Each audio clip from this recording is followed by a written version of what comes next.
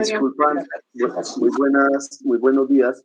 Qué pena con ustedes, pero es que estaba terminando una evaluación con el curso de pregrado y no había logrado cerrar. Qué pena, me disculpan de verdad. Tranquilo, profesor, muy buenos días. Muy buenos días. Acompañan un saludo muy especial. Vamos hoy a llevar a cabo la sustentación del trabajo del estudiante Diego Alejandro Restrepo Sánchez, quien hace parte de la línea de enseñanza de la lengua y la literatura. El estudiante es asesorado por la profesora María Nancy Ortiz Naranjo.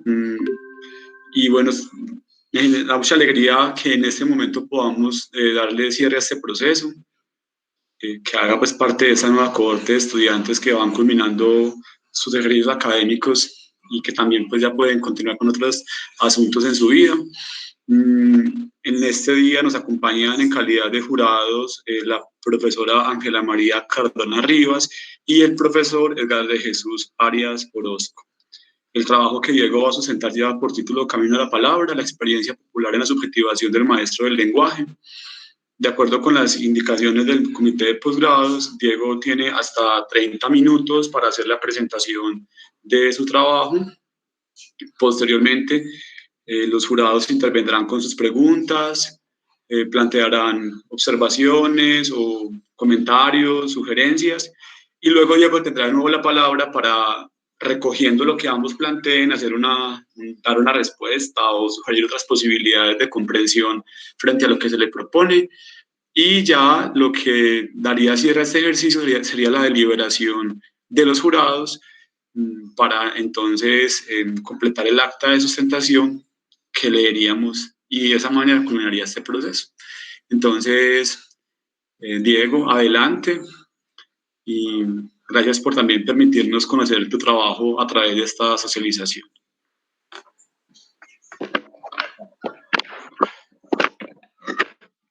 Buenos días para todos.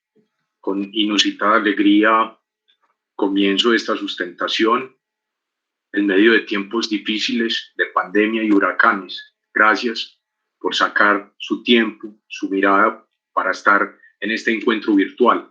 Quiero agradecer de manera especial a mi padre Reinaldo, a mi mamá Rosa, a mi esposa Ana María, a mi asesora María Nancy Ortiz, a los jurados Ángela María Cardona y el profesor Edgar de Jesús Arias Orozco. A ellos gracias por leerme, a ellos gracias por corregirme. Vamos entonces a dar inicio a esta presentación.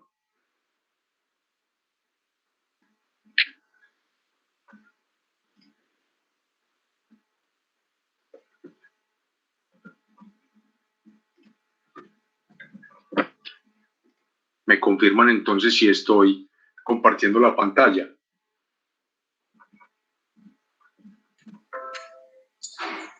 Sí, Diego, ya se ve tu pantalla. Gracias, profe. ¿El sonido está bien? También, te escuchamos bien.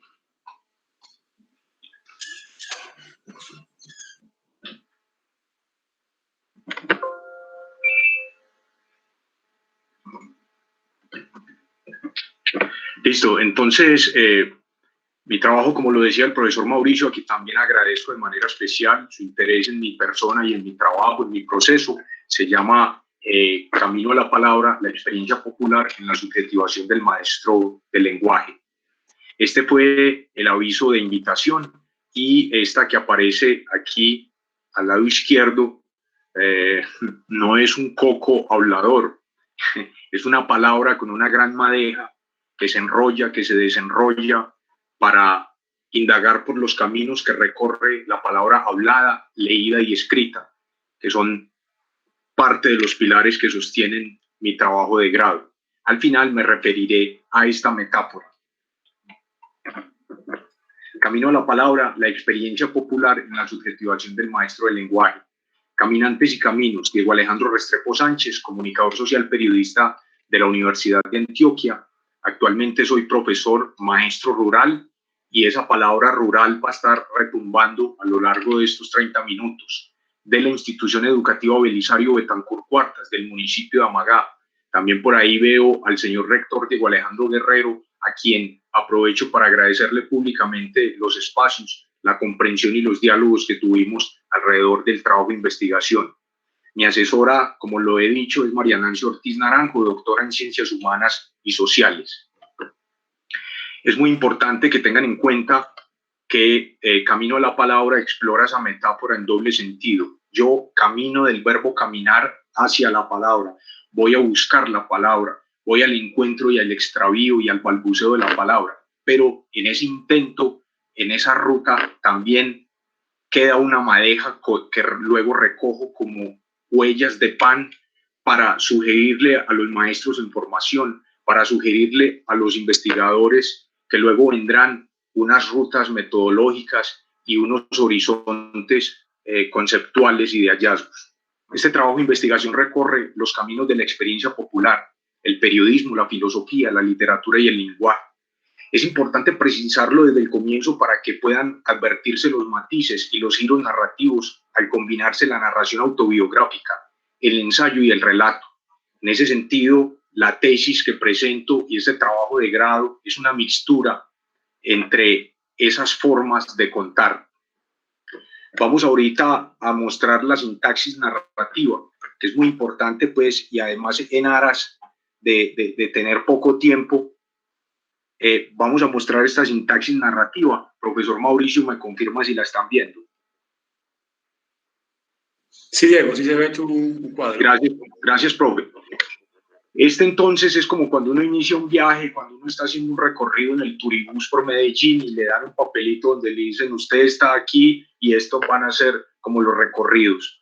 En esta sintaxis narrativa entonces la pregunta de investigación, que ahorita voy a volver de manera profunda sobre ella, es de qué formas la experiencia popular ha configurado mi subjetivación como maestro de la palabra.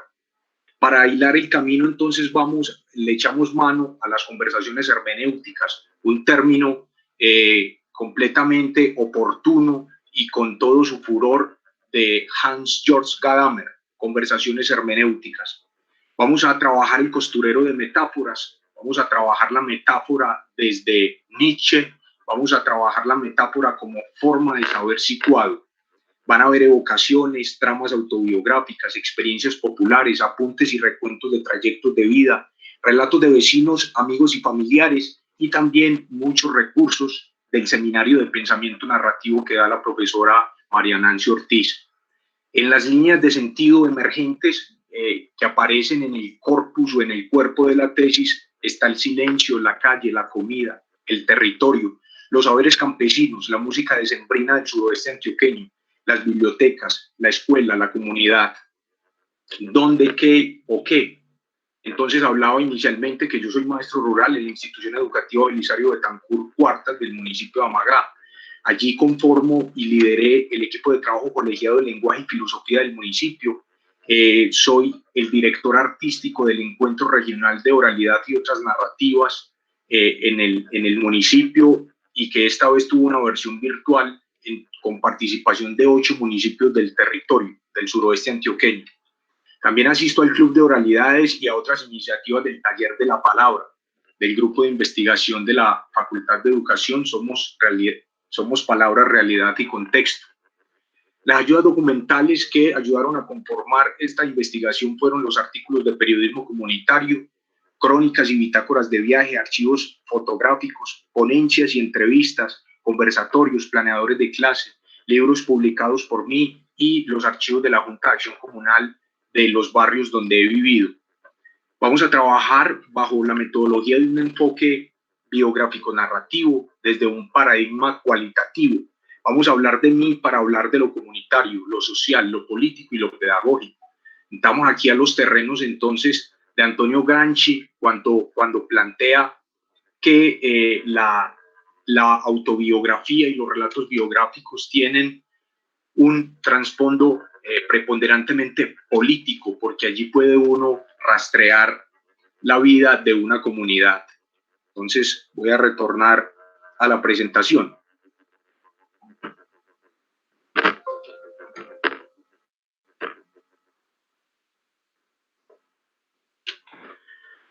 Objetivo general.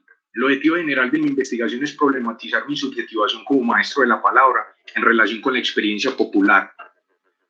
Estos son objetivos metodológicos. En otras investigaciones se mencionan como objetivos específicos. ¿Qué necesito saber de mí para transformar mis prácticas pedagógicas? ¿Cómo los saberes populares pueden articularse a los procesos de formación en la escuela? ¿Cómo mis experiencias de lectura, escritura y oralidad reconfiguran mis prácticas de enseñanza de la lengua y la literatura? Todo esto entonces va a derivar en una pregunta de investigación que hilvanamos a lo largo de este proceso. Entonces es de qué formas la experiencia popular ha configurado mi subjetivación como maestro de la palabra. Es muy importante, antes de proseguir, decir que yo soy un campesino, soy hijo de obrero, he crecido en callejones, he visitado cantinas, he sido pueblerino toda mi vida y después de graduarme de la Universidad de Antioquia como comunicador social periodista, trabajé 5 años como periodista de un medio local. Y eso entonces va a permear la investigación porque todos esos saberes quedaron en el cuerpo. El cuerpo va a ser muy importante para trabajar el concepto de experiencia a la luz de Giorgio Agamben o a la luz, por ejemplo, de Jorge La Rosa, que indican que la experiencia es la que queda en el cuerpo, la que uno incorpora después de las experiencias vividas. Vamos a entrar entonces a la conceptualización, a un diálogo entre experiencia y conceptos. El concepto, uno de los conceptos preponderantes de esta investigación es la subjetivación. La subjetivación es un proceso de construcción del sujeto a través de la autonomía. Se da a través del contacto con el afuera. Ese afuera representado en el pensamiento, en el inconsciente, el pecado, la superstición, o metafóricamente también llamado la noche, el bosque, la imaginación, los sueños. Aquí está todo lo prohibido.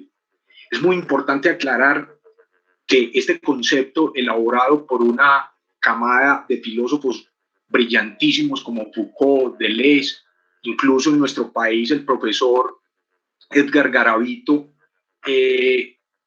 es un concepto complejo, pero es absolutamente revelador, porque lo que va a decir es que gracias al concepto, al contacto que los seres humanos tenemos con el afuera, con el mundo de lo prohibido o de los sueños o del pecado, de la superstición, lo que va a hacer ese contacto es poner a tambalear las fuerzas del poder y las formas del saber canónico.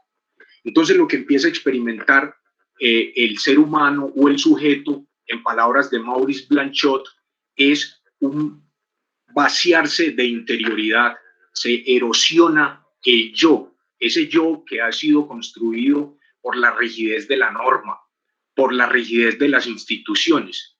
Uno se pone a pensar y uno básicamente es lo que le dijeron que fuera, lo que le dijo la familia, lo que le dijo la escuela, lo que le dice el país. Entonces, en este proceso de subjetivación lo que hay es una autonomía.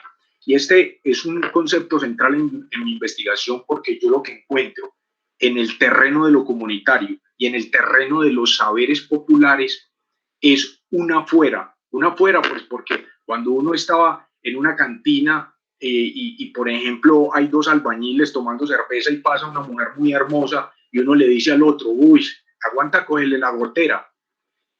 Esa expresión popular, esa metáfora que puede ser vulgar y verdulera, pero está llena de creatividad y de ingenio, lo que hace es instalarse en lo prohibido y reinventar el lenguaje. Entonces, aquello que está en la región de lo indómito y cuando se pulsa atención a las formas del saber y las fuerzas del poder, allí donde estaba el molde de una identidad rígida, las personas experimentan un vacío de interioridad para asumirse en devenir consigo mismo y experimentar la diferencia.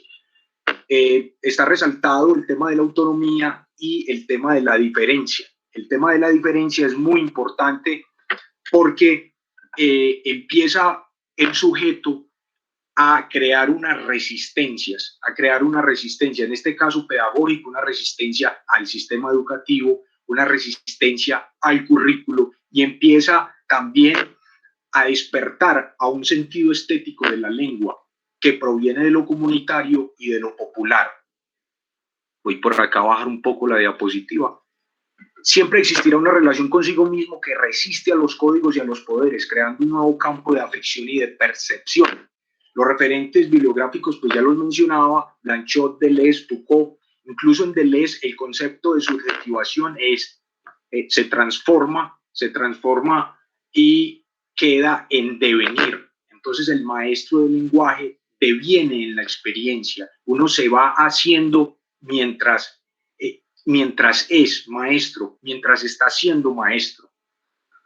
Vamos entonces, el concepto de subjetivación lo que va a poner en entredicho es otro gran concepto que es lo real y lo verdadero, la realidad y lo real.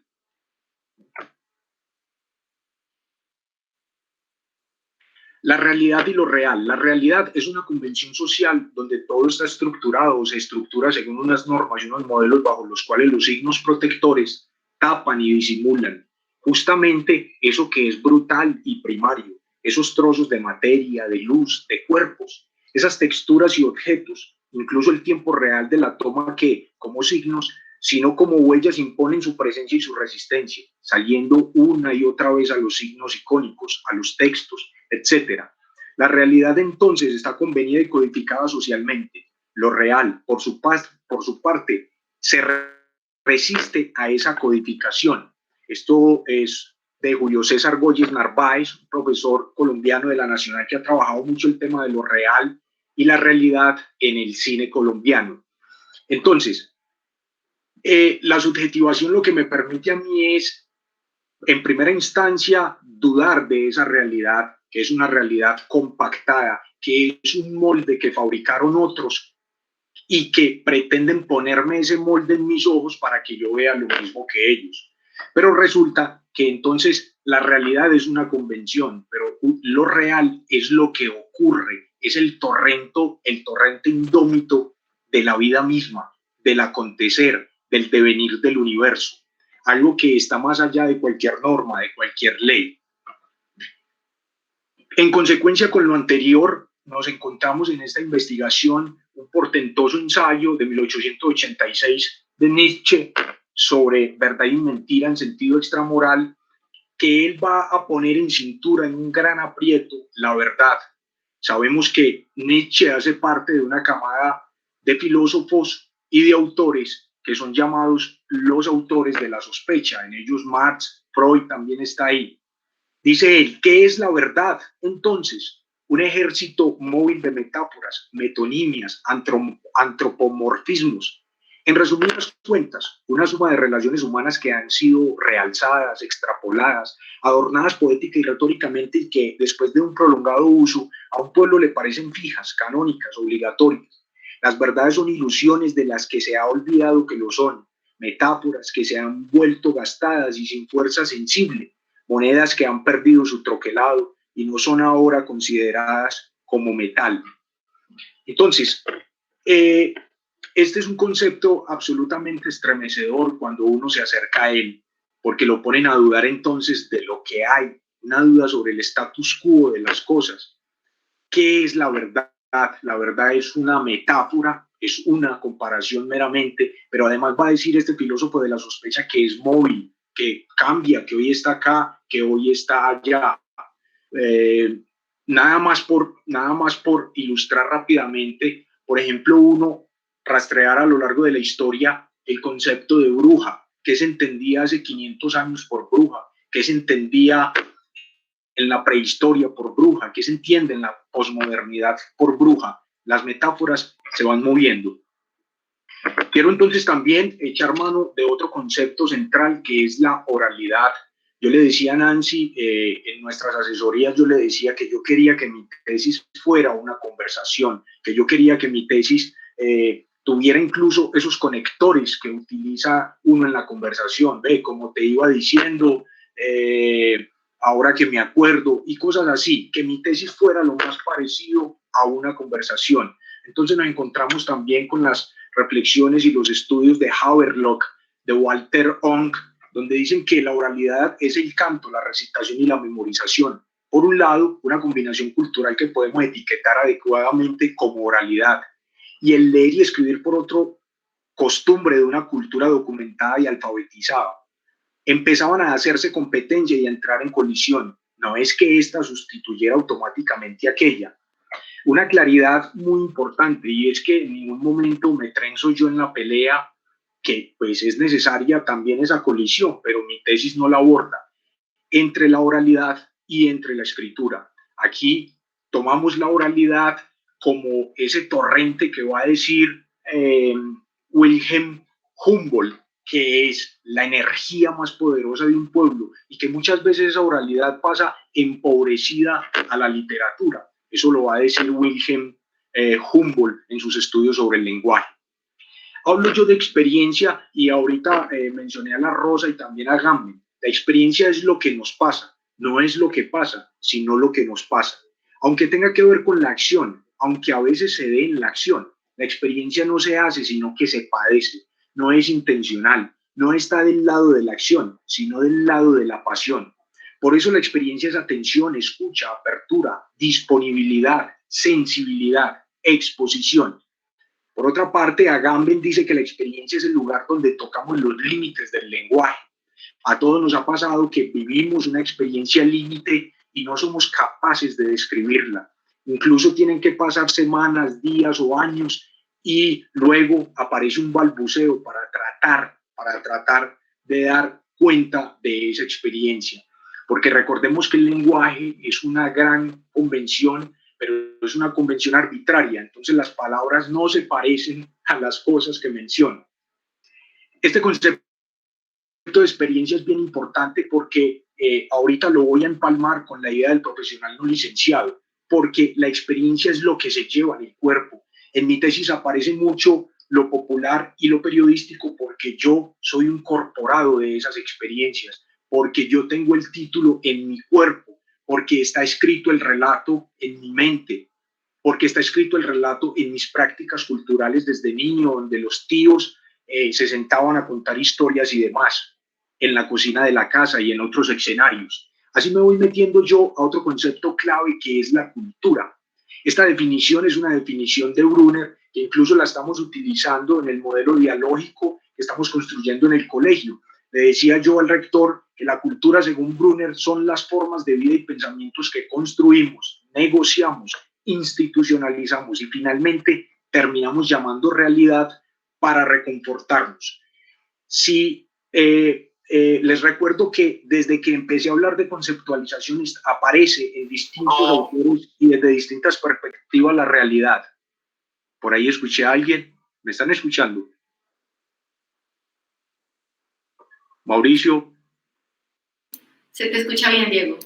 Sí, bueno, entonces decía yo que cuando me metí en el apartado después de la sintaxis narrativa, hablar de la conceptualización en diálogo con la experiencia, aparece el tema de la realidad.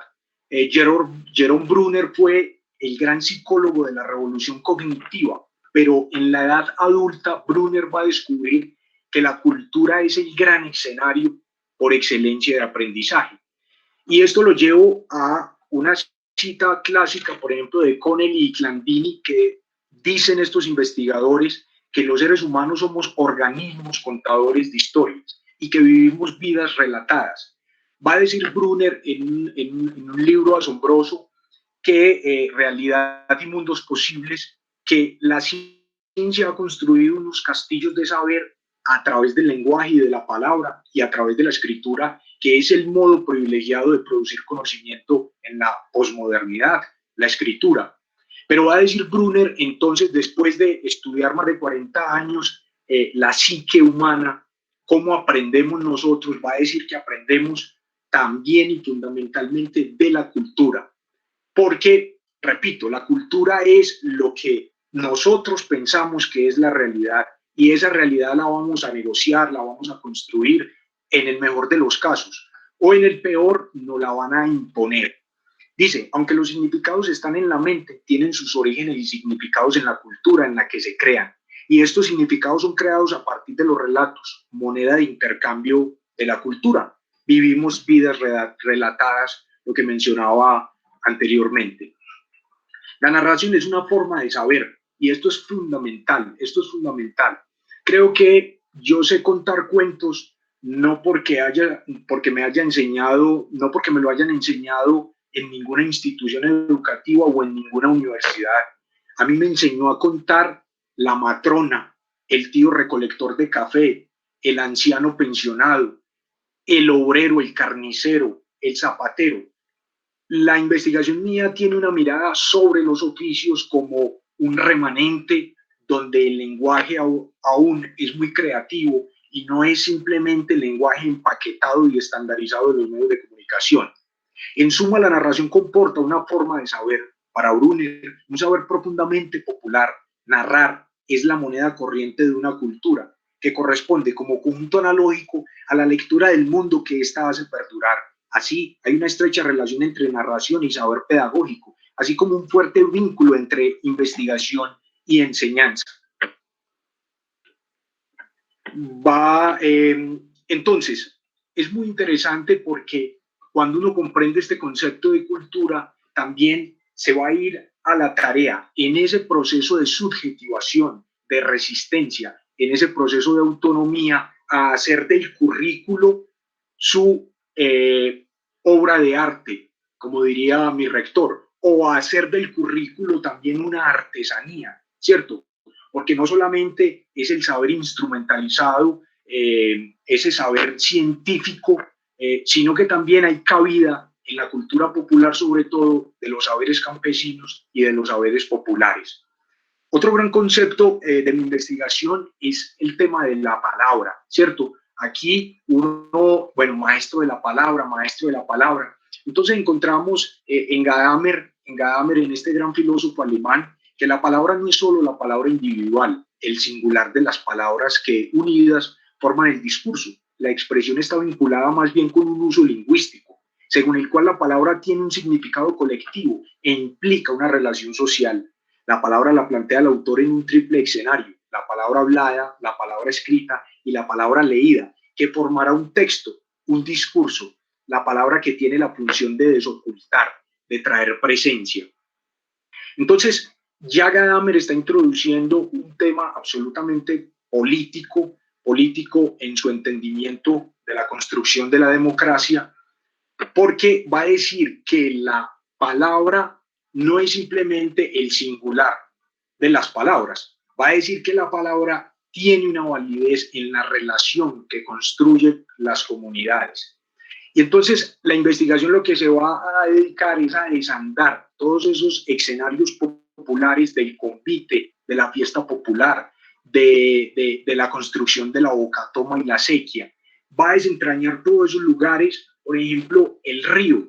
En la investigación, yo creo que me quedaron ganas de investigar sobre las interacciones humanas alrededor de los ríos. Ustedes saben que en todas las culturas, el Ganges, el Nilo, el Éufrates, en los pueblos también el río, en este caso el río Aburrá o río Medellín. Hay unas grandes interacciones alrededor de los ríos aquí, o las había.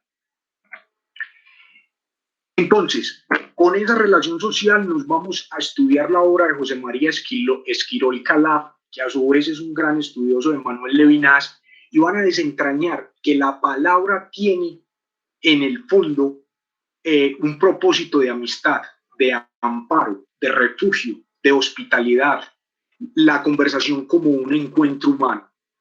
Entonces, claro, lo que yo me doy cuenta es que en esas conversaciones largas de la infancia y de la adolescencia, con todas esas matronas, líderes comunales, con todos esos villaristas, lo que había en la conversación era un refugio, era una hospitalidad y un amparo.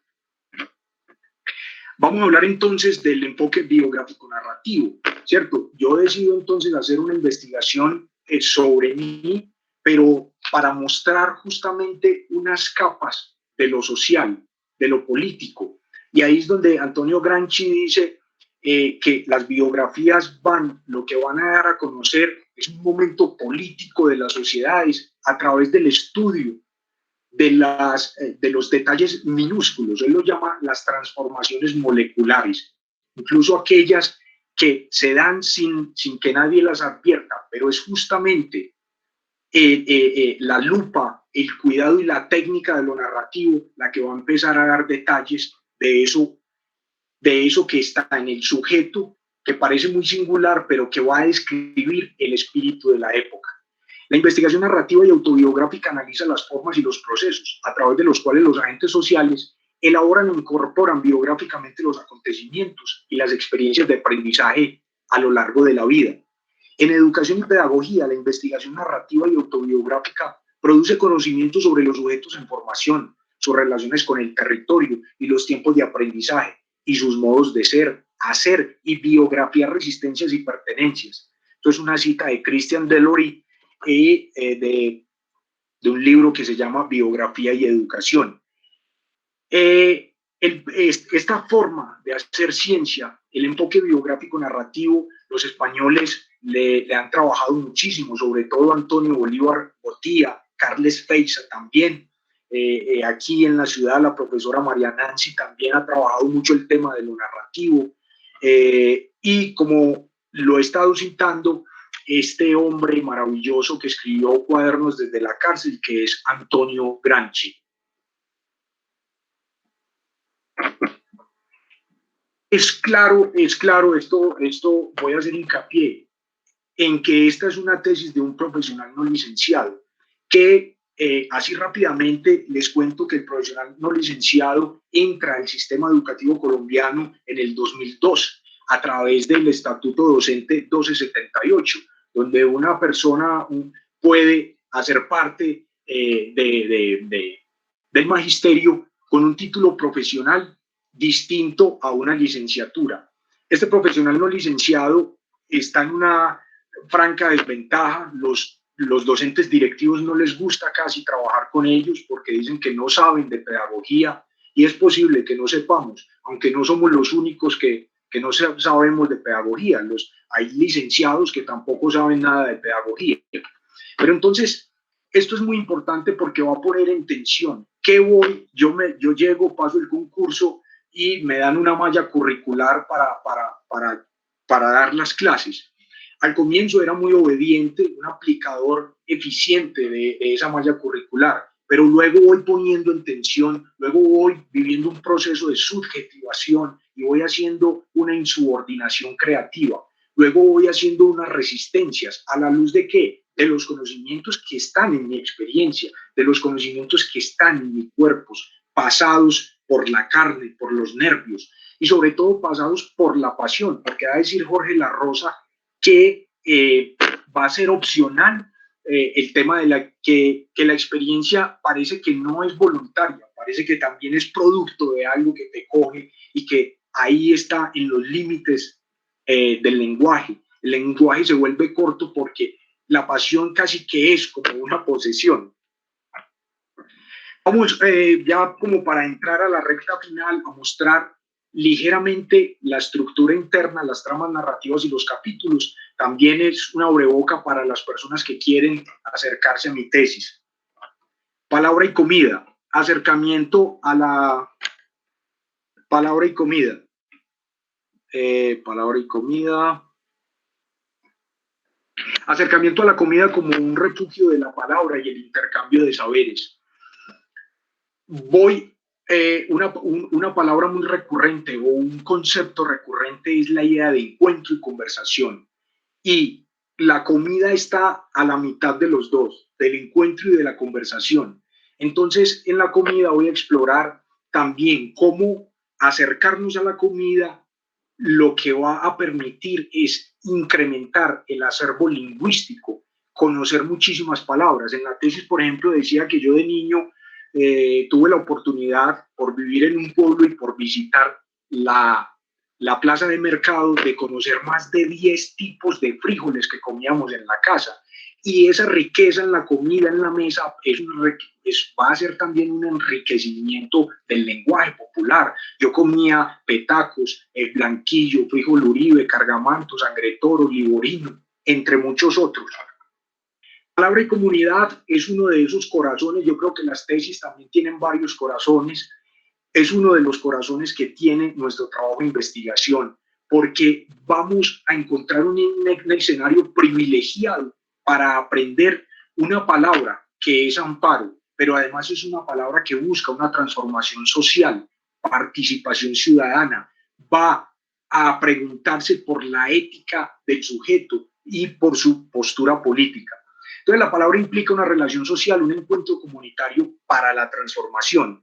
Esta es la carátula de un LP. Tenemos en Caldas a un historiador musical, la Fonda Kaiser, tiene más de 60 años, ha logrado sobrevivir a la pandemia y tiene programa de música. Esta es una fotografía que él tenía. Palabra y bibliotecas. En ese desandar de mi recorrido por lo popular, voy a regresar con mucha alegría y asombro a las bibliotecas. Yo conocí una biblioteca donde no se podía mascar chicle, donde entraba uno con una hoja y un lápiz, sin fotocopiadoras ni nada de eso. Hoy la biblioteca se ha transformado de ese lugar donde imperaba el poder, un poder vertical, las fuerzas del saber y las formas del poder, y ahora la biblioteca es un centro comunitario, un centro de información local, un centro de la memoria, un centro patrimonial, artístico y demás. Entonces la biblioteca pública es un escenario, repito, para el encuentro ciudadano y para la participación ciudadana. Esta es una fotografía de la antigua biblioteca de Caldas, donde orgullosamente soy amigo de esa biblioteca desde hace muchos años. Palabra y escuela, juego, saber y entendimiento de la vida.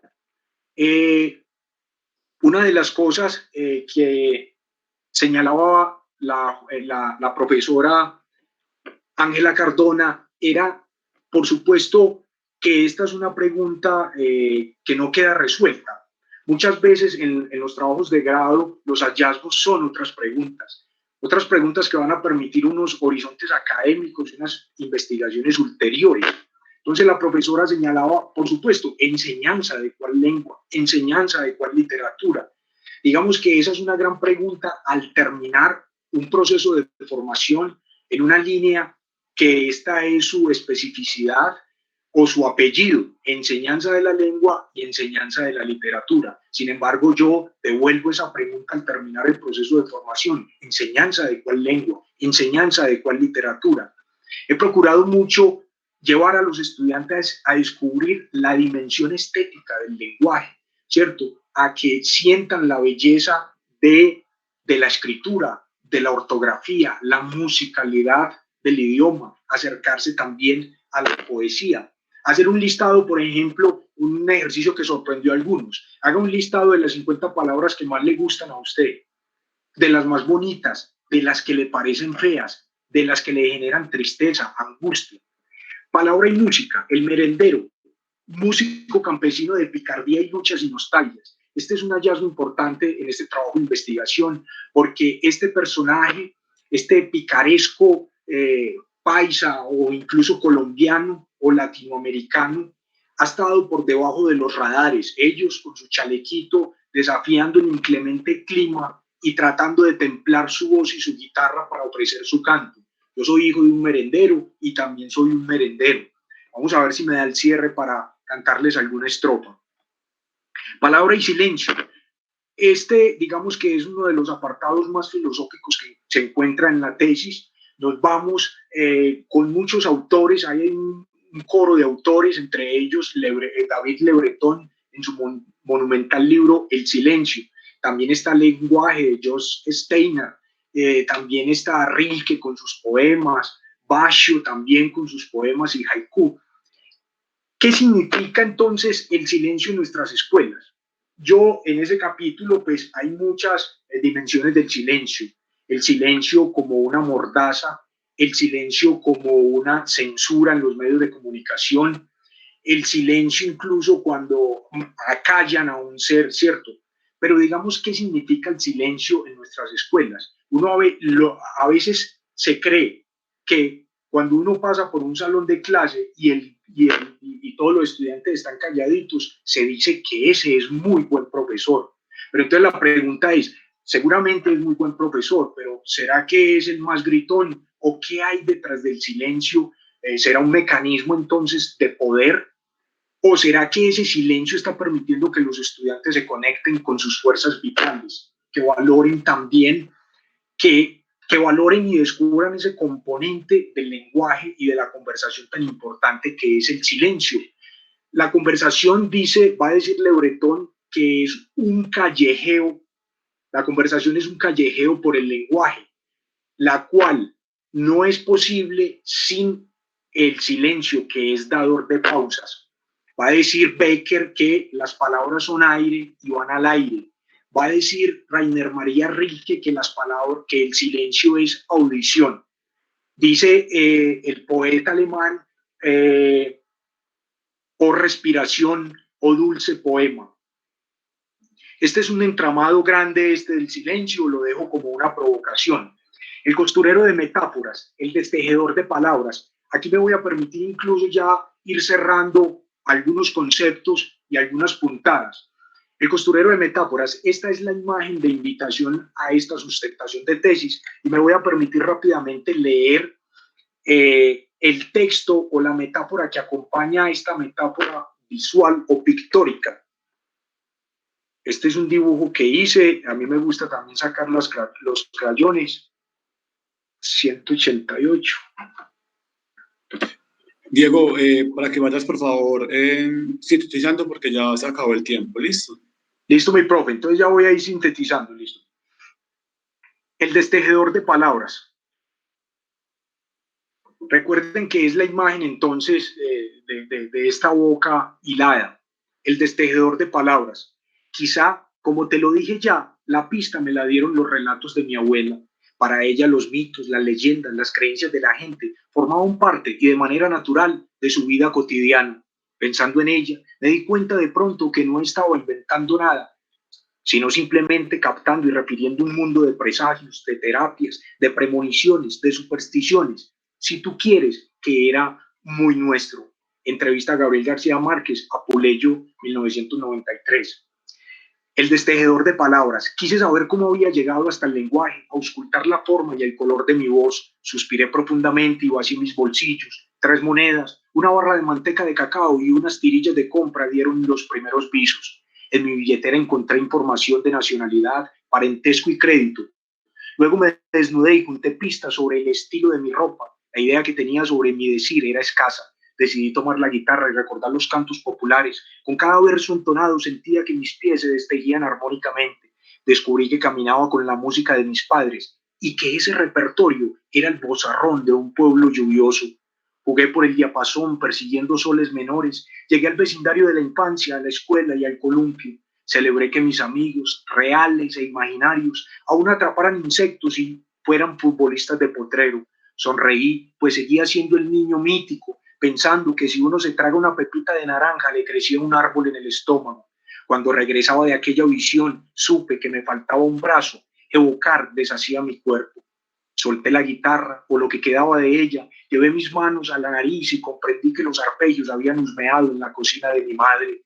Olí las tardes de melao y arroz con leche, la paruma de mi tío el hortelano y su aire a tierra de capote. ¿Cómo olvidar que mis aromas favoritos nacieron en el solar de la casa? Pensé en el campo, en los baños de ruda para ahuyentar las pulgas y la mala suerte, en las bebidas de pronto alivio que daban los papitos para sacarlos causados por las granizadas de mayo. Al regresar de estas efervescencias me di cuenta que muchos tramos del camino recorrido están en el ombligo. Los saberes están refugiados allí. Ya para entonces la emoción descosía mi pecho. En mi desandar crucé y bajé a la tienda de Don Pacho. Toda la cuadra estaba embolatada con los cuentos del tío Gil. En una finca de Río Sucio conocí un tipo que cogía 500 kilos de café en un día. Antes de anochecer subía el grano y después que el mayordomo lo pesaba exigía su pago. El hombre se iba para el pueblo y el café desaparecía con él. Mi tío curaba con secreto, agarraba las cuerdas levantadas y sacaba los gusanos que le dan a los caballos con tabaco y oración. Devolviendo el camino, llegué o regresé a la Bocatoma, recordé el primer pozuelo de piedra y la acequia que hicimos en los primeros convites. Había cerveza y sancocho para todo mundo. Casi toda mi cara se desdibujó cuando tiré la urdimbre de la tradición. Al final solo tenía la boca y empecé a jalar palabras. Las raíces eran tan antiguas que traían pueblos desaparecidos. Arrastré continentes y mares.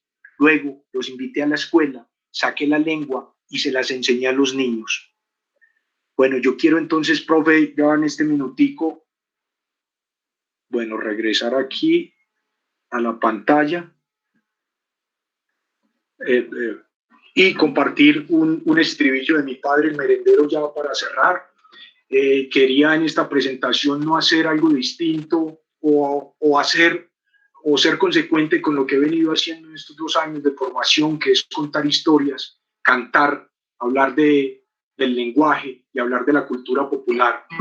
Esto es una canción para estos tiempos, una canción decembrina de mi padre, que se llama Lucerito de Coral. Voy a cantar solo un pedacito. Una canción que le dedica a mi hermana Luceli y habla mucho sobre Caldas como pueblo.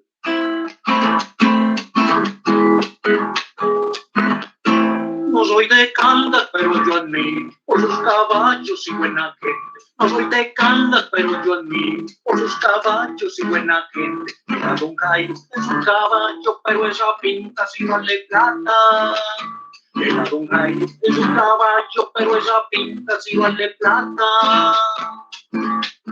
Montes y alancos de lucerín, en mi caballo que es tan bonito. Montes y alancos de lucerín, en mi caballo que es tan bonito. Pero de pronto si corcovea, pero los dos caemos junticos.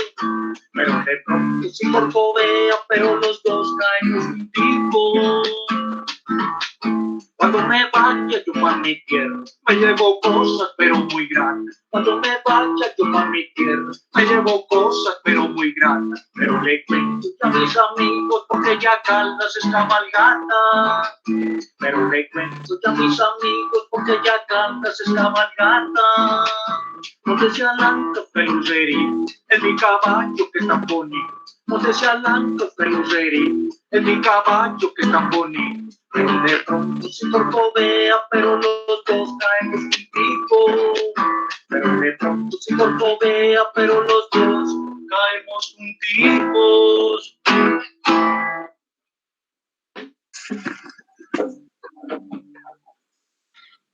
Bueno, profe, ya para darle la palabra a los jurados, tenía para la presencialidad estas, hablando de lo popular y de la comida, solteritas que hace un vecino, muy ricas. Entonces, muchísimas gracias. Yo voy aquí saboreando. Diego, muchas gracias. Entonces, le doy la palabra en ese momento a la profesora Ángela y luego al profe Edgar para que compartan sus apreciaciones frente a la presentación de Diego. Te sugiero, Diego, que tomes nota de las preguntas que te hagan en los comentarios para que luego puedas como sintetizar frente a lo que te pregunten los profesores. Adelante, entonces, Ángel. Profe, gracias. Bueno, buenas noches a todos. Pues que vinieron muchas más personas. Agradezco mucho a Diego la socialización que nos comparte hoy de su trabajo. Tal como yo comenté en el texto de evaluación del proyecto, yo pienso que uno queda muy antojado, ¿cierto? O se le reavivan todas como sus pasiones y su entusiasmo, su amor por la escuela y por la enseñanza, leyendo la tesis de Diego. Pues en ese sentido, pues yo creo que se cumplen muchas de los propósitos, y también yo creo que otros, porque no es fácil pues también que la escritura académica como que desate pues también entusiasmo en ciertos sentidos. Entonces eso me parece muy valioso. Yo sigo teniendo una inquietud respecto a algunas como elementos teóricos de Diego. A ver, de alguna manera cuando él nos los presenta hoy y un poco en el trabajo, pero pienso que en el trabajo uno ve un poquito más la relación, uno entiende que hay como unos conceptos muy importantes para comprender la propia experiencia que Diego recupera y desanda pues para su investigación, que esos conceptos pues le permiten también revisar, ¿cierto? Como con una distancia a esa experiencia y empezar un proceso de reconocimiento y de valoración distinto, pues que es también lo que uno espera como de una investigación, ¿cierto? Es decir, seguramente sin esos autores y sin la experiencia por el Seminario de Pensamiento Narrativo y por la experiencia de la Universidad de Antioquia en la maestría, pues esa misma historia que ya está en el cuerpo de Diego, pues sería otra, ¿cierto? Esta forma de contarla y su narrativa pues está atravesada por esa experiencia y por ese deseo por esas nuevas formas de ver que le procuran pues los autores y demás. Entonces, de alguna manera, pues a mí me costó como comprender en el texto la apuesta por la subjetividad con la propia experiencia de Diego, que como yo lo expresé en un momento, y también pues lo vuelvo a decir acá, es porque de alguna manera Diego está acá y tenemos la oportunidad pues de que nos conteste esto, es como, ¿cómo ocurre el proceso? O sea, hay como un campo semántico muy fuerte en el trabajo de Diego que tiene que ver con el arraigo, con el ombligo, como lo decía ahora, con la urdimbre de la tradición, con la cepa, ¿cierto? Es decir, en algún momento del formato de evaluación yo decía que hay un reconocimiento de una trayectoria, ¿cierto? Y también de una forma de vivir el lenguaje que le debe mucho, pues, o sea, que recupera de lo popular la creatividad, la inteligencia, la sensibilidad con la que se comprende el lenguaje y en el mundo de la escuela, y digamos desde su rol de docente, pues ir a esa experiencia para recuperar como esa riqueza del lenguaje, pues uno la entiende como un proceso muy interesante, muy valioso en términos, digamos, también de lo pedagógico y del lugar, pues, del maestro del lenguaje. Pero a mí lo que me ha costado comprender del trabajo de Diego es esa relación con la subjetividad y con el afuera, es decir, ¿cuál es el afuera de este desandar de ir hacia atrás? ¿Cuál es el afuera de ese desandar? Es decir, si hay un reconocimiento profundo de la importancia, la marca de la lengua oral, de la tradición campesina, de las tradiciones comunitarias y digamos de toda esa gracia, pues, que Diego insiste en mostrar como subversiva frente a la normatividad. Entonces, en ese sentido, ¿cuál sería la fuera de ese proceso de ir atrás y desandar? Y desandar eso, porque en algún momento cuando nos lo has explicado es como, bueno, la lengua viva con su subversión, con sus recovecos como más lúdicos, más potentes también desde eso que también llamabas como lo real, pues se cuela en la vida comunitaria, sale, aparece y le va dando como a la vida pues esa chispa, y esa chispa que tanto tienen, digamos, también esas expresiones que tú recuperas mucho en la tesis. Pero digamos, si tú te reconoces como un ser marcado por esto, entonces, ¿cómo comprender el concepto de la fuera ahí? Desde esa, si hay una cosa tan del ombligo y la cepa allí. Esa es como la inquietud que yo he tenido y la sigo teniendo. Sí, Ángela, muchas gracias. Profesor Mauricio, el profesor Edgar, o nos aventuramos entonces con yo quiero, Diego, que también escuches al profe Edgar y que luego de pronto integres conceptos que pueden relacionarse. Entonces, para que también tengamos ocasión de escuchar a los jurados. ¿Listo? Gracias, Diego. Bien, muy buenas tardes nuevamente a todos y todas. Bueno, profe Diego, pues le quiero decir que le agradezco a la vida que me dio la oportunidad de leer su tesis. Yo disfruté mucho leyéndola, aprendí mucho también, y le quiero hacer una invitación a toda la gente que está acá presente a que se aproximen al repositorio y lean su tesis, y espero que de pronto pueda tener también unos espacios de publicación.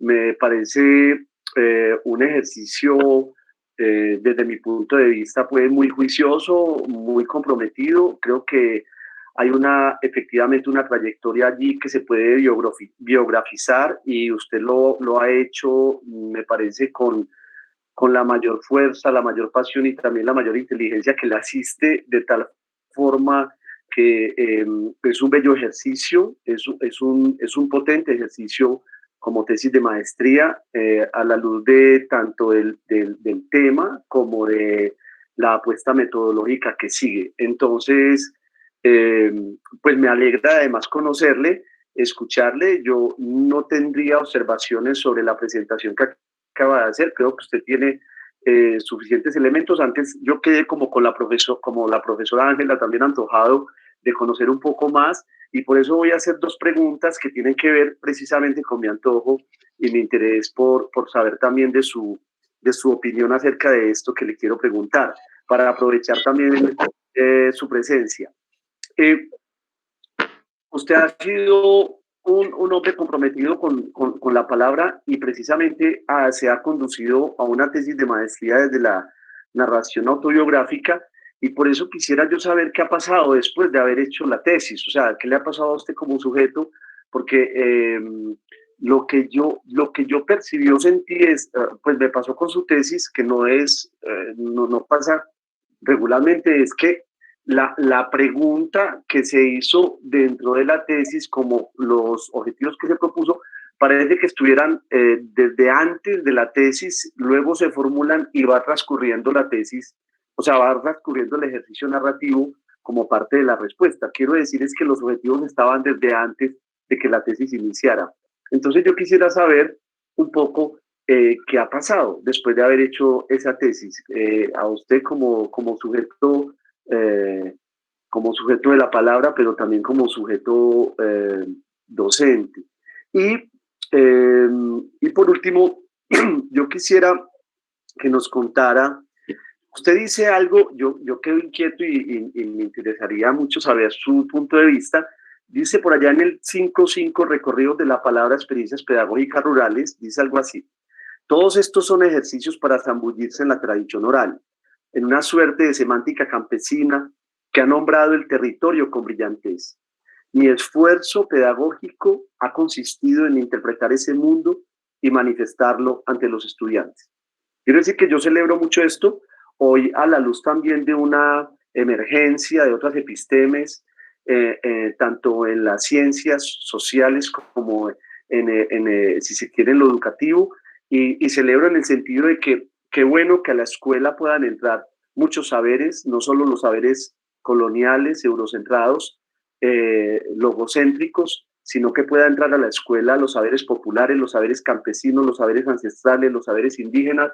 Eso creo que enriquecería mucho los procesos pedagógicos, los intercambios entre los estudiantes y los maestros. Creo que permitirían lenguajes mucho más horizontales, diálogos mucho más horizontales y la emergencia de muchos lenguajes. Entonces, a la luz de esto, como hay obviamente, y no había que hacer más de allí, pero quiero decir es que en su experiencia docente usted ha tenido una centralidad, ha tenido un foco respecto a la tradición, a las tradiciones orales, y por lo tanto yo decía, bueno, ¿y qué mundos dejan de nombrarse en el intento de centrar la mirada en la tradición oral? No estoy dudando de que usted mira muchos mundos, sí, pero quisiera saber si hay sobre esto alguna idea que nos pueda compartir, porque cómo aparecería el lenguaje sobre los nuevos aconteceres, también en las nuevas formas del lenguaje. ¿Qué pasa con esos nuevos lenguajes, sobre todo muchos en las producciones juveniles, en las culturas juveniles, en las expresiones juveniles, que van también apareciendo en el escenario escolar y con los que seguramente usted también tiene que vérselas desde la docencia y la práctica pedagógica? Profe, muchas gracias. Ha sido un gusto leerlo. Profesor Edgar, no, muchísimas gracias. Me honra con sus comentarios. Y entonces usted prepara también como unas grietas que podrían servir para el doctorado. Pero voy a tratar entonces de hilar una conversación entre una pregunta y la otra.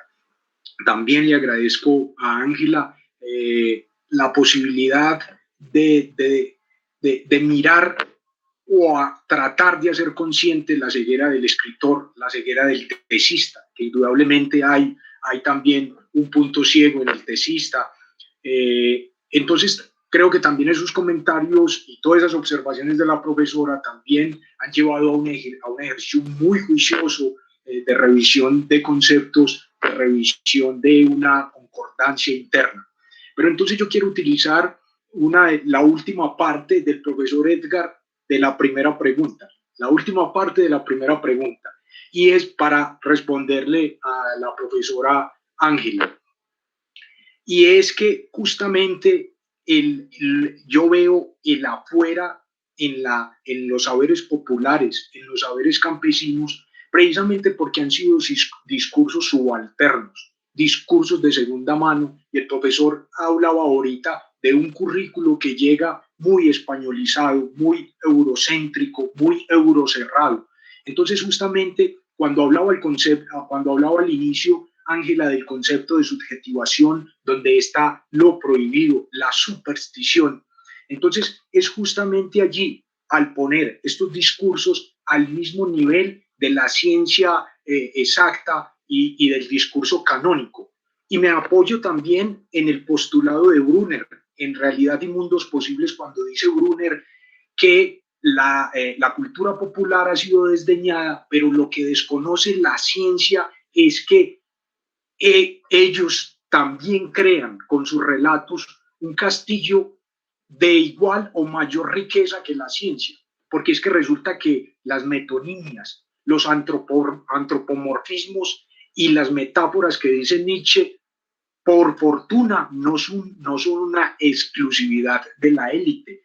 Las culturas populares tienen sus propias maneras de ver la realidad. Por ejemplo, esto tan bello para nombrar a la persona que tiene una enfermedad mental, le falta un tornillo, se le corrió el champú, se le corrió la teja. Esa elaboración es tan brillante como cualquier elaboración que pueda hacer la filosofía del lenguaje en conceptos muy refinados. Entonces yo veo, por supuesto, esa subjetivación la veo en lo popular, donde las personas hablan y no hay un corrector de estilo que diga eso es con X, le faltó la tilde, usted por qué no pronuncia la D al final de las palabras, ¿cierto? Allá hay un torrente, casi que el lenguaje se vuelve indómito y por eso es que es tan rico en sus formas, en sus maneras y en sus entendimientos. Entonces, Ángela, no sé si queda claro el cuestionamiento o podemos ir indagando un poco más. Voy a darle, y puede que vuelva entonces a esta pregunta que usted me hace, para responderle al profesor la primera pregunta. ¿Qué pasó después de la tesis? Y el artículo con lo que el profesor infiere de manera tan brillante cuando dice que los objetivos estaban planteados desde antes de la tesis. Claro, profe, yo llego a la universidad, digamos, con una intención, con un anteproyecto, y él va caminando hasta que una profesora, la profesora Gloria, en una clase me dijo, venga, ¿usted qué está buscando? El proyecto de investigación es usted. Bueno, eso me aterró muchísimo y después conocí los instrumentos, el enfoque biográfico narrativo, tenía la ayuda del relato periodístico, pero además tenía la ayuda del relato popular. Y por eso, profesores y jurados, compañeros y amigos, siempre procuré que la tesis fuera escrita en clave de conversación. Yo sueño que mi tesis la lean padres de familia, amas de casa, como cuando yo escribía periodismo comunitario, que escribía para las amas de casa, que no solamente sea una tesis, y creo que ahí hay una postura de resistencia, Ángela, y de subjetivación también, porque las tesis, ustedes conocen las estadísticas como son de lacerantes. Una tesis la lee máximo 4 personas, los 2 jurados, la asesora, el tesista y digamos otras 2 personas. Esos son documentos reservados para una élite del conocimiento. Entonces, en la medida en que escribamos una tesis, como hablan las personas del pueblo, seguramente serán textos, como lo diría el profesor, que se van a acercar a esos capítulos de música, de palabra y comida, de palabra y comunidad. ¿Qué he experimentado después de la tesis, mi profe? He experimentado un silencio absoluto. Es un silencio de curiosidad, pero sobre todo que he experimentado que dije todo lo que había escuchado desde mi infancia. Por eso esos objetivos específicos no me los forjé hace 1 año ni 2. Tal vez esos interrogantes hayan estado conmigo casi toda mi vida y seguirán estando esos interrogantes durante el transcurso de mi vida. Entonces, quedé con un gran silencio, pero digamos que no es un silencio sepulcral, tampoco es un silencio después del agobio, no. Creo que quedé como una gran oreja humana, así como una de las metáforas que mostré, que es una oreja y por dentro hay un río, un trompo y por dentro hay una guitarra. Quedo con una gran fascinación y por supuesto que estos 2 años de formación exhaustiva y exigente no he podido volver a las matronas, que ese es un elemento, profesor, de nuestra metodología que desarrollamos con Nancy, la conversación horizontal, la conversación hermenéutica que plantea Gadamer. Nosotros estábamos buscando un instrumento digámoslo así, de recolección de datos, ¿cierto? y me acordé yo de mis clases de periodismo y echamos mano de la entrevista en profundidad, pero resulta que se quedó corta. Entonces, nosotros hablamos para regresar a la cocina, para regresar al tinto, para hacer de la conversación un método de investigación. Entonces, profesor, quedé con muchas ganas de contar historias, de visitar a los carniceros, de visitar a las matronas y llevarles un pan y hacer un chocolate parviado para mojar la conversación, ¿sí? Y con respecto, profe, a la última pregunta, mire, toda elección implica una pérdida. Sin embargo, mi elección por la oralidad y mi amor no me obnubila para ver la riqueza, por ejemplo, del lenguaje virtual, muy a propósito de la pandemia, ¿cierto? Entonces, en nuestras clases, en nuestras prácticas pedagógicas rurales, también hay experiencias pedagógicas alrededor del libro álbum, alrededor de las tribus urbanas, alrededor de los tatuajes, alrededor de los cambios corporales, alrededor de los emoticones. Entonces, claro, esa pasión no me va a cegar porque entiendo que el lenguaje es absolutamente amplio. Dice Jorge La Rosa, dice por allá Jorge La Rosa que si alguien no sabe qué es el lenguaje, dice Jorge La Rosa, difícilmente le podré decir porque el lenguaje es casi todo. Entonces, profesor Edgar, la oralidad es solamente un apéndice, es digamos una raíz y como raíz es absolutamente rizomática porque resulta que Havelock y Walter Ong van a decir que la oralidad es una memorización de dioses, de situaciones particulares, de miedos y arraigos que viene de generación en generación como un pálpito del universo. Profe, muchas gracias. Muchas gracias. No sé si Ángela y el profe Edgar tienen algún comentario adicional o si podemos pasar a la deliberación. Yo no tendría más comentarios por ahora. Muchas gracias. Perfecto. Muchas gracias. Gracias. Gracias a Diego, a Ángela y al profesor Edgar por también su voz y su presencia en este espacio. Vamos a pedir entonces ayuda a Liliana para que nos indique cómo sería el proceso siguiente y ya entonces continuar con la deliberación. Lili, ¿estás allí? Buenas tardes, les acabo de enviar el chat en el enlace. Perfecto, entonces al profe Ángela y profe Edgar llegó un enlace y luego retornamos a esta sala de nuevo. Ok, muchas gracias. Vale, muchas gracias.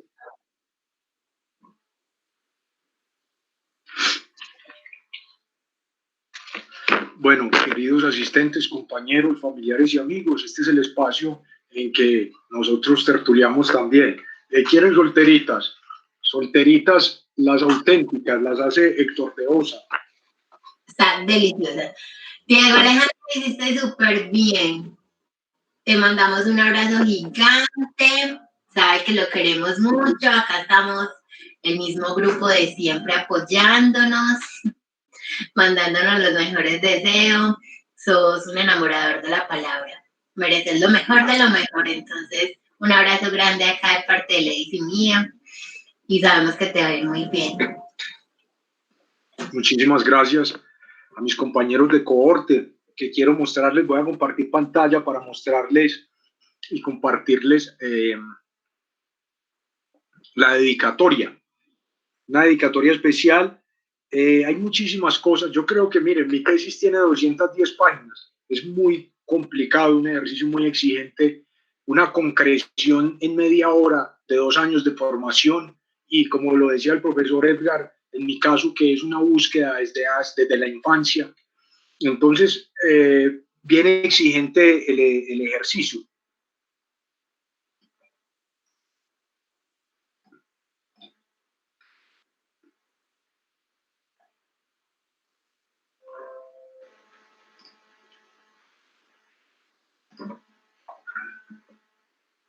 No tienen que quedarse tan callados.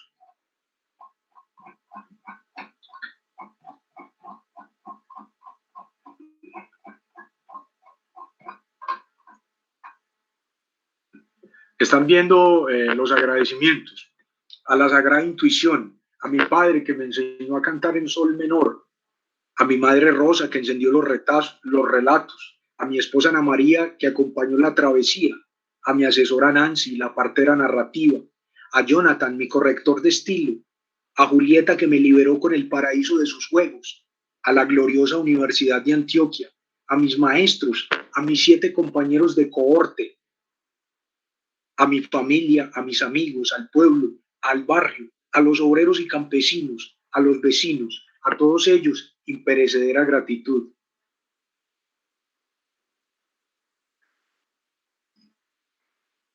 Marce, chicos, los menciono cariñosamente porque este esfuerzo fue compartido desde un inicio y quiero elogiar públicamente el cariño y la cohesión de este grupo de trabajo donde nos ayudamos cuando no podíamos estar o incluso en los trabajos de grupo. Los profesores destacaban también nuestra participación, ese elemento de cohesión que había en el grupo. Entonces, para mí fue un placer este trayecto de formación con ustedes. No sé si alguno de los compañeros... ¡Qué bello, Alejo! ¡Qué lindo! Ay, es que se me aguaron los ojos. Gracias por ese detallazo. Muy lindo, Alejo. Para mí también fue un orgullo, un placer haber compartido contigo, con mis compañeros en todo este tiempo. Que cuando iniciamos lo sentíamos tan lejos, pero vea. Marce también va y Lady mañana a las 7 de la mañana van a exponer. Entonces es un motivo de mucho movimiento en mi corazón. Les va a ir muy bien. Lady, hola. Compréndame. Hola, Diego, ¿qué más? ¿Cómo has estado? Felicitaciones, te estoy organizando el Felicitaciones, Diego. Me encantó y bueno, usted sabe que siempre lo he admirado muchísimo. El parcerito. Quedó un poquito, pero caminando. Muchas gracias, Lady. Oli. Hola, Dieguito. No, pues estoy súper feliz. Mire, yo, pues de verdad, siempre directamente, Diego sabe que yo valoro muchísimo su trabajo. Nos conocemos desde el Tecnológico de Antioquia. Y muy contenta de estar escuchando pues esta sustentación, muchas ganas de leer el texto porque finalmente una vez yo le di una dirección electrónica equivocada. Muy bueno, sí, podemos acceder ahora ya pues con pausa a la lectura del texto.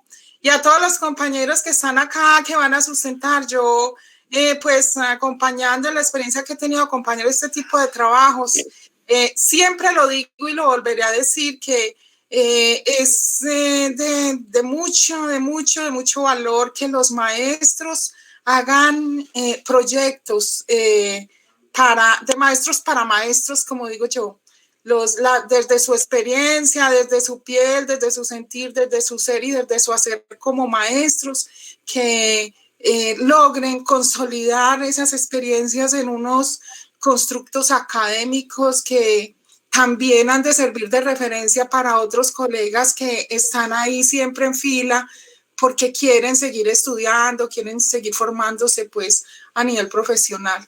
Y qué mejor escenario que la Universidad de Antioquia, no, pues yo. Aleluya, aleluya, aplausos grandísimos para Diego. Y yo también quería solterita, pero bueno, no se puede. La auténtica, la deseosa, la anhelada solterita. Mioli, gracias por tus palabras. Con mucho cariño. Siempre la vida ha sido tan bella conmigo que agradezco y celebro infinitamente porque me ha puesto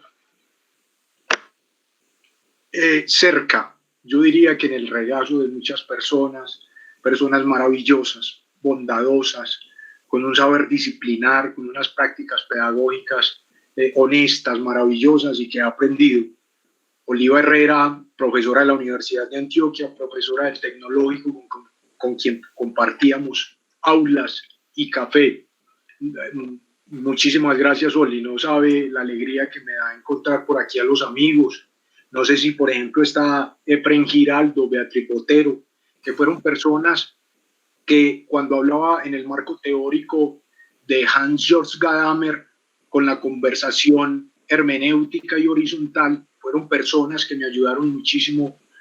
Nos tomábamos un tinto, una cerveza, escuchábamos tangos y empezaba ahí la oralidad y empezaban a aparecer unas líneas de sentido. Entonces no sé si ellos están por ahí. Por aquí también veo a mi profesora María Nancy, por quien tengo una admiración y una enorme gratitud.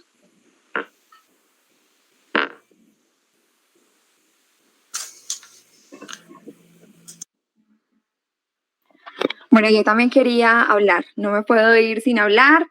Diego, no, todas mis felicitaciones. Tuve que desconectarme por 10 minutos. Te escuché hasta la metáfora final, hasta esa construcción final. No sé si cantaste, me perdí la cantada, me perdí la repartida de la solterita, pero bueno, ya tocará en otro momento. Te celebro mucho, mi Dieguis. Muy feliz de haber escuchado ese relato del profesor de lo popular. Muy maravilloso tu relato, muy maravillosas las tinteadas con todos los compañeros, las polas, muy maravilloso todo este encuentro en la maestría con todos. Así que te celebro mucho y mis felicitaciones y bueno, que se vengan más caminos.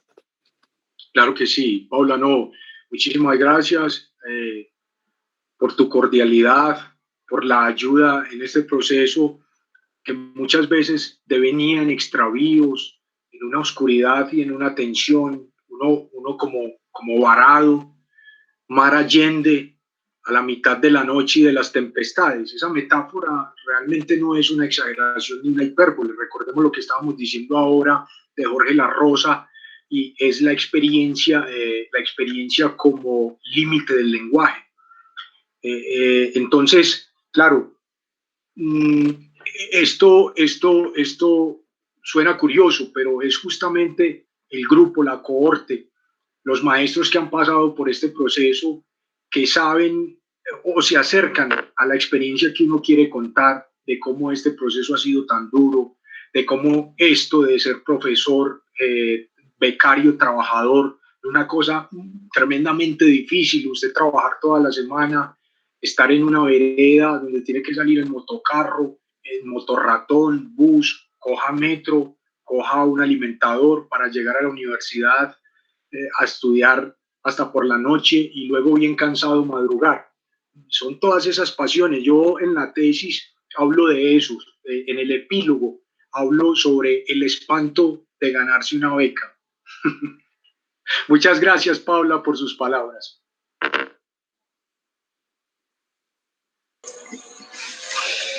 Diego Alejandro, yo quería referirme un poquito también como a la pregunta que hace Ángela, que me parece importante. Bueno, tu respuesta es la respuesta que hemos discutido, pero que tal vez entonces habría que, pienso, si para un lector no fue tan claro, pues de pronto evidenciarlo. Y en ese sentido creo que tú estás en un lugar de frontera y de borde, o sea, tu discurso es un discurso, o sea, tú cuelas hacia el afuera. La pregunta de ella, ¿dónde estaba el afuera? Pues es que tú encarnaste también esa tensión, ¿cierto? De estar en un lugar de frontera, en un borde en el que cuelas toda tu experiencia popular, que te toca hacerlo porque no tienes, digamos, una formación o unas herramientas pedagógicas y didácticas por un proceso formal. Te encuentras con un curso, un diplomado de pedagogía que realmente no suple, no ayuda. Entonces tú, en un acto recursivo y resistente, como lo dijiste, echas mano, para usar la expresión popular que tú usas tanto, echas mano de todo lo que tú sabías, de la cultura, del trabajo comunitario, de la música, del arte, de tu trabajo como periodista. Y en ese sentido, pues construyes también un saber pedagógico. Y creo que tu trabajo es un testimonio y un documento que históricamente también va a mostrar eso que vivimos nosotros a partir de ese decreto en el que en Colombia se permite que los profesionales también sean maestros. Y pues en ese sentido creo que es muy valioso. Pero tal vez tendríamos entonces que explicitar más, tal vez en esa carta al lector, en esa epístola inicial al lector que estamos configurando, que realmente tu discurso es un discurso de borde, que toca la afuera, pero tienes varios afueras, porque ahí hay un quiebre en la identidad. Bueno, soy campesino, soy merendero, soy profesor, soy académico, porque también he sido profesor universitario, ¿cierto? Entonces, ¿qué soy? Soy esto, un taller andante, un taller ambulante, como tú lo dices, y pues en ese sentido creo que hay que decirlo desde el principio.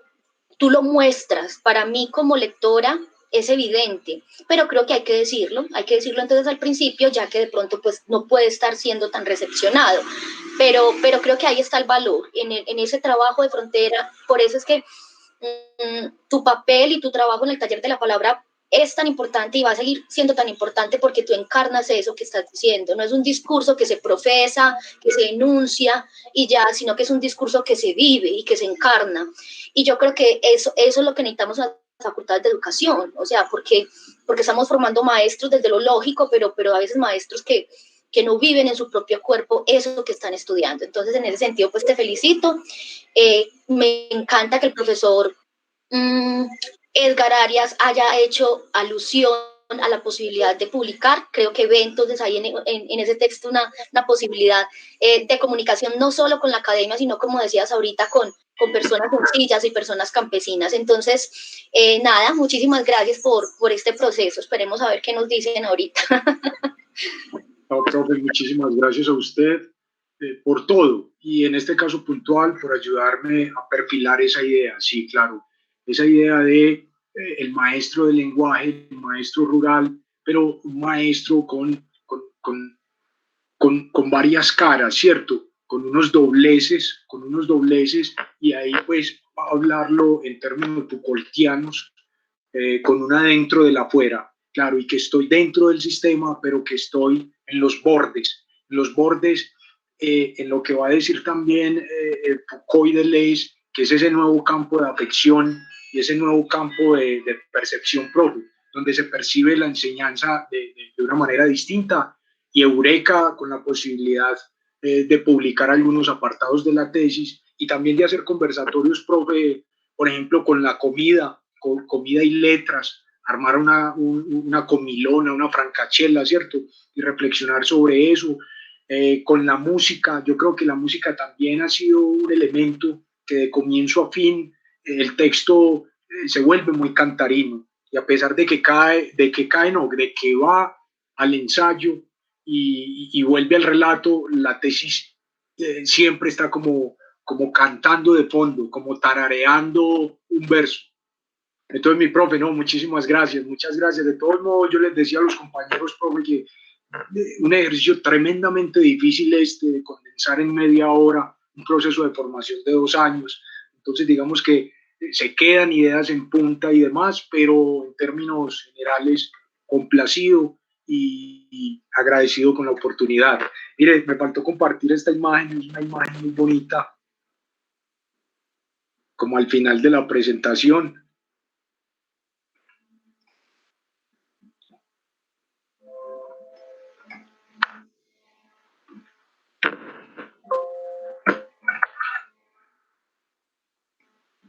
Esta que es la imagen de mi padre Reinaldo, el merendero, un trovador, un compositor eximio y un hombre de los saberes populares, un hombre que siempre andaba con los obreros y me presentó a los carniceros, al herrero, al albañil, y siempre fue una conversación muy, muy, muy, muy agradable con él. De hecho, pues la última canción, esta parrandera, a propósito de la llegada de diciembre, es una canción de mi papá. Por acá, profe, estaban las últimas metáforas, que bueno, es bonito también. Esas metáforas ya los compañeros de la cohorte y muchos profesores las conocían. Unas de ellas son producto del último curso del seminario específico Enseñanza de la Lengua y la Literatura con la profesora Sandra y el profesor Pablo. Esta, por ejemplo, salió ahí, que es un camino cuerpo, ¿cierto? De repente encuentro que mi cuerpo, lo que usted decía, profe, ahorita, una palabra clave, y es encarnar, ¿cierto? Mi cuerpo encarna unos senderos populares que van de la biblioteca a los oficios, de la música al silencio, de la comida a la comunidad, y así va como traveseando. Me gusta mucho el verbo travesear porque es como brincar, jugar, como retosar, como lo que hacen los niños, retosar, también lo hacen los cachorros, en términos generales, retosar. Y esta pues que es la clásica, de hecho la tengo como foto de perfil del WhatsApp desde que comenzó este año. Fue, digamos que la primera metáfora, la primera concreción de una metáfora en términos de dibujo. Fue una praxis también en una clase y fue una metáfora, profe, en pensamiento narrativo. Usted siempre está instruyendo y aconsejando mucho la metáfora, ¿cierto? ¿Cómo veo yo el trabajo? ¿Cómo le pongo una forma, una comparación? Como dice Nietzsche, un ejército móvil. ¿Cómo muevo y movilizo yo la tesis y cómo puedo yo posicionarla en una imagen o en un objeto como tal? Entonces esta es una que realmente me llama mucho la atención, es porque claro, al ser una oreja es una oda a la tradición oral y dentro están las prácticas campesinas, está la música, la comida, el río. Tal vez no hubo tiempo de detenerme mucho en el río como elemento de interacción humana, incluso como un elemento espiritual desde tiempos inmemoriales. No en vano, por ejemplo, todavía hoy las aguas del Ganges son sagradas y la gente se baña y reverdece espiritualmente en las aguas. También los bautismos de muchos credos son pasados por agua. Y bueno, por allí también enuncié yo el juego que es este trompo, el juego que está presente incluso en la escuela, porque a mí me parece que la escuela ha sacado dolorosamente el juego del saber, de la práctica como tal. Casi no juegan, los niños juegan como hasta quinto y ya en bachillerato como que les da pena.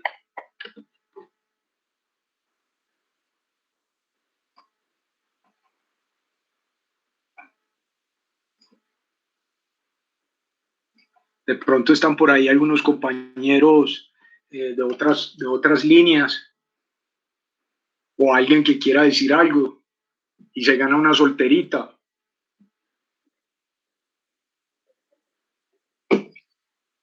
Don Alejandro.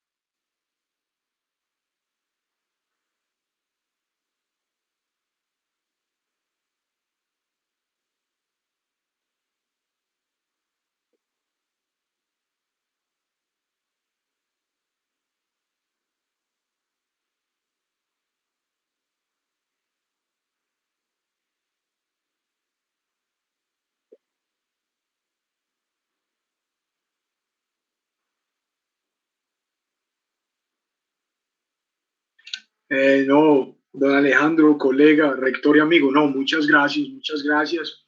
Yo creo que yo también me estoy haciendo esa pregunta, profe, ¿cómo logramos echar a andar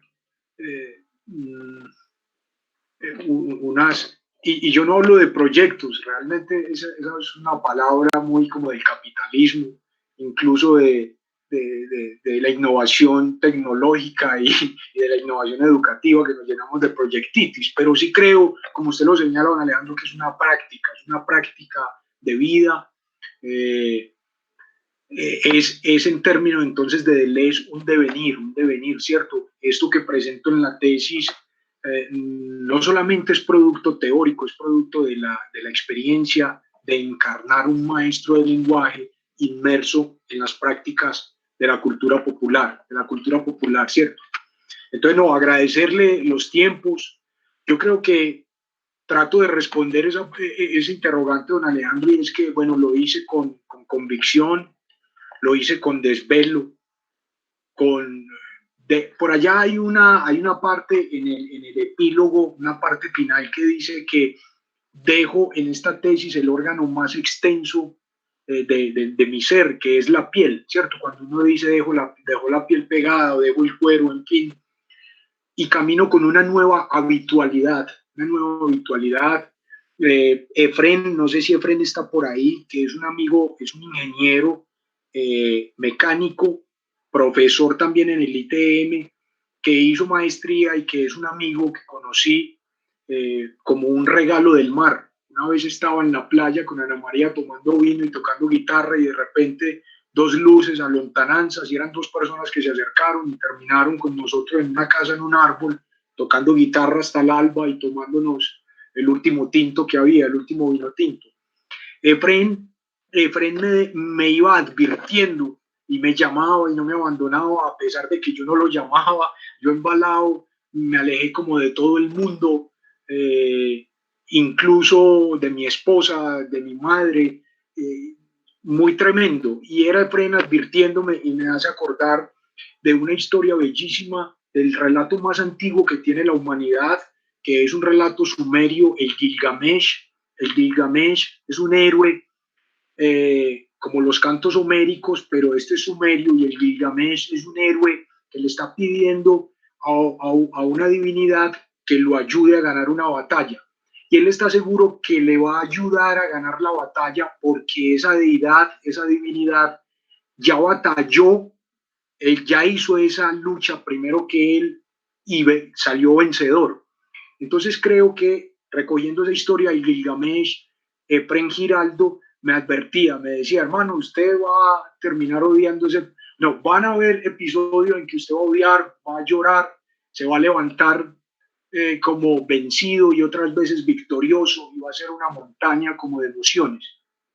Hay algo en Alejandro muy particular y es que la pandemia, ese tiempo de la pandemia que ya llevamos más de 8 meses, al comienzo para nosotros los tesistas era como una oportunidad de dedicarnos de lleno a eso, pero resulta que como en el ciclismo, ya para terminar, está la metáfora del falso plano. Uno a veces piensa que es llanito y resulta que es una loma disimulada, y la pandemia ha sido eso. Saluden a Salsaquira. La pandemia ha sido eso porque uno piensa que no, entonces yo me dedico a escribir y a leer, pero no, porque la pandemia ha sacado en nosotros el miedo a la finitud, a enfermar a nuestros seres queridos, ese aislamiento al comienzo estricto y ahora flexible y con el acordeón. No era un plano falso, entonces no se podía pues como que producir al máximo. No fue así. Entonces fue, repito, con paciencia, disciplina, con soledad y mucho esfuerzo. Bueno, vamos entonces a proceder con la lectura del acta de sustentación para ya dar cierre a este ejercicio. Entonces, en atención al protocolo establecido por la facultad, pues leeré a continuación el documento.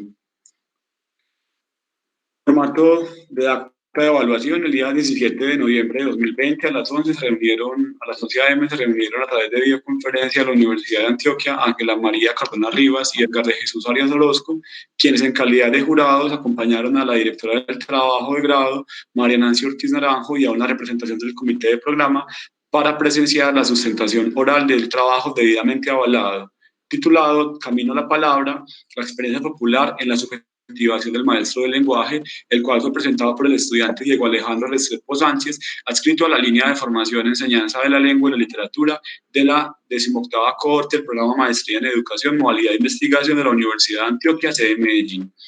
Terminada la sustentación, se procedió a la sesión de preguntas y comentarios por parte de los jurados. Luego de las intervenciones del estudiante, se solicitó a los evaluadores ingresar a una sesión privada con el fin de realizar la calificación de la sustentación oral y la calificación final del trabajo de grado así. La jurado número 1, Ángela María Cardonas, le otorgó una nota de 4.3 al trabajo escrito y de 4.5 al trabajo oral, para un total de 4.4. El jurado número 2, Edgar de Jesús Arias Orozco, le otorgó una nota de 4.8 al trabajo escrito, de 4.8 a la sustentación oral, para una nota de 4.8. al ponderar ambas notas, da como resultado 4,6. Entonces, posteriormente, el representante del comité de programa procedió a calcular el promedio ponderado de las dos notas del trabajo, obteniendo la nota de 4,6. De acuerdo con la deliberación de los jurados, las siguientes razones justifican la calificación final del trabajo. Entonces, aquí voy a leer los comentarios de los evaluadores. La experiencia de leer el trabajo de investigación Camino a la Palabra, la experiencia popular de la subjetivación del maestro del lenguaje, invita a revalorar y reconocer la importancia que tiene la sensibilidad en el ejercicio de la docencia y en especial de la enseñanza de la lengua y la literatura. La investigación del profesor Diego Alejandro Restrepo presenta potentes y sugestivas conclusiones como resultado del proceso narrativo y de producción de conocimiento. La consistencia de la investigación es visible en lo que propone como ámbito de conclusiones, así como en los horizontes de conocimiento que sugiere. Los diferentes aportes del trabajo son evidentes en términos pedagógicos, en términos narrativos, pedagógicos, conceptuales y metodológicos. La labor desarrollada por el investigador y su fuerte compromiso con la palabra y la comprensión del tema de investigación condujeron a unos resultados de la mayor importancia para el ámbito del conocimiento que se propuso de entrada. En este caso, los resultados no son un capítulo al final, los resultados se identifican de principio a fin en la investigación. Conocer y comprender la trayectoria de este docente de lengua castellana, profesional no licenciado, y sus posicionamientos frente a la enseñanza de la lengua y la literatura permiten interrogar a la educación superior en torno al hecho de las oportunidades que ofrece para el cultivo de la sensibilidad. Aún más, invita a pensar en el perfil de los docentes en general y en el de los de lengua, literatura y humanidades en particular, en los requerimientos de admisión de los aspirantes a programas de licenciatura. En fin, hace pensar que el maestro del lenguaje ciertamente tiene la profunda responsabilidad de reconocer el lenguaje, la lengua y el habla, y que está impelido a ser un experimentador de su propia lengua. Así, la pregunta que nos enseñanza de cuál lengua, incluso de cuál literatura, debería ser una pregunta que atraviese la práctica pedagógica en la cotidianidad. ¿Cuál lengua y cuál literatura voy a enseñar hoy? ¿Cuál lengua y cuál literatura voy a enseñar aquí? Puesto que esa lengua y esa literatura son distintas cada vez, devienen en el propio viaje del que enseña, puesto que su voluntad de experimentación como ser del lenguaje lo arrastran hacia potenciales respuestas. Es de resaltar que el mismo autor es un ejemplo de esa experimentación, un maestro de la palabra, y que su estilo escritural es expresivo, estético y persuasivo, y que tal como se lo propuso, honra también la gracia de la lengua oral. Hasta ahí entonces los comentarios de ambos jurados. Finalmente, y para efectos de registro de la nota definitiva, el trabajo de grado es calificado como aprobado. Diego, yo aprovecho para preguntarte si tú tienes en este tiempo, hiciste alguna publicación o participaste en algún evento en calidad de ponente. No, profe, yo sí he estado, pero más que todo como en conversación, pero no revista indexada ni en nacional o internacional. Aclaro a los asistentes, hago esta pregunta porque de acuerdo con los criterios de la Facultad de Educación, Diego tiene una nota equilibrada para una distinción, pero el comité de posgrados estableció otros requisitos además, como la publicación en revista indexada o la participación en algún certamen nacional o internacional. Entonces, eso pues, serían los criterios para poder otorgar la distinción. Por lo tanto, entonces no procedería a distinción en este momento. Más que la distinción como un formalismo pues de lo que se plantea en la facultad, pues el culminar un proceso como este, pues es una distinción muy, muy importante, y más escuchar esos comentarios tan significativos y tan especiales de parte de los jurados. Cierro entonces esa lectura con el párrafo final. A esta acta se anexan los argumentos correspondientes en términos, como no cumplí eso, ¿no? Entonces, como representante del comité de programa, el profesor Mauricio Monera Gómez presidió la reunión y procedió a la lectura pública del resultado. A las 12:46 se da por terminado el acto de calificación final del trabajo de grado. Y para constancia, se firma en Medellín el día 17 de noviembre de 2020. Yo quisiera en este momento darle la palabra a Nancy, pues que es también quien acompañó a Diego, por si nos quiere compartir algo en este momento de cierre, antes de ya pues dar el aplauso definitivo para celebrar esta culminación del trabajo de Diego.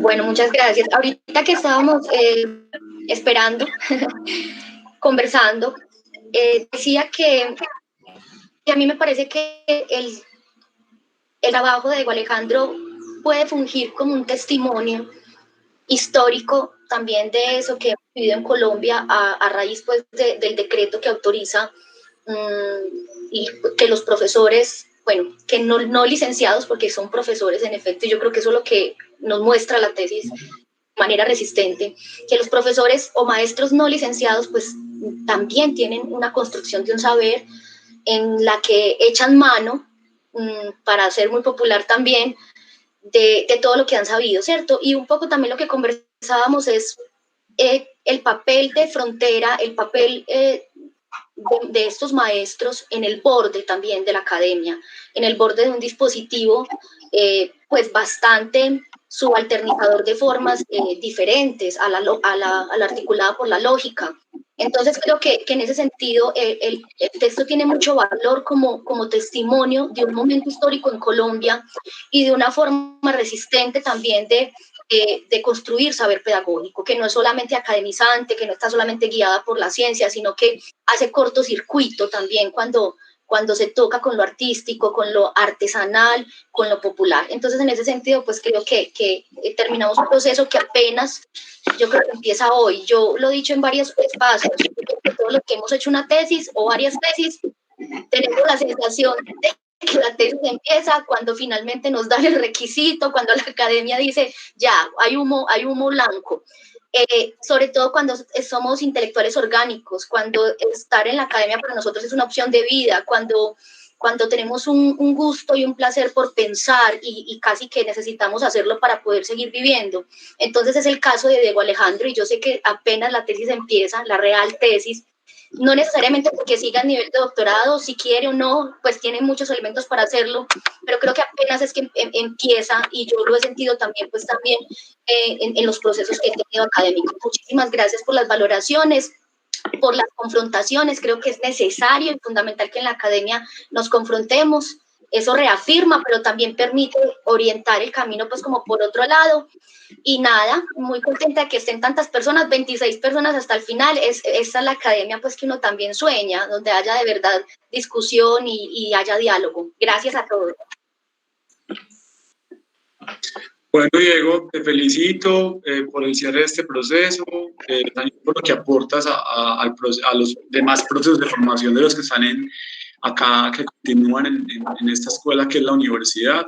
Agradezco profundamente a Ángela y a Edgar por sus aportes, sus lecturas críticas, sus devoluciones, sus compromisos, y qué bueno que en otras oportunidades también podamos contar con ellos para siguientes puntos de evaluación que enriquezcan las trayectorias académicas de otros. Y bueno, Diego, a celebrar entonces y que la música siga siendo así garante de este cierre y este proceso. Un abrazo para todos. Nancy, muchas gracias y bendiciones.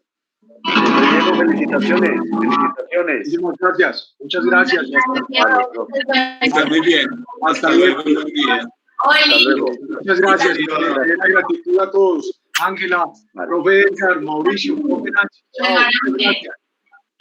Chao. Hasta luego. Chao. Hasta luego. Chao.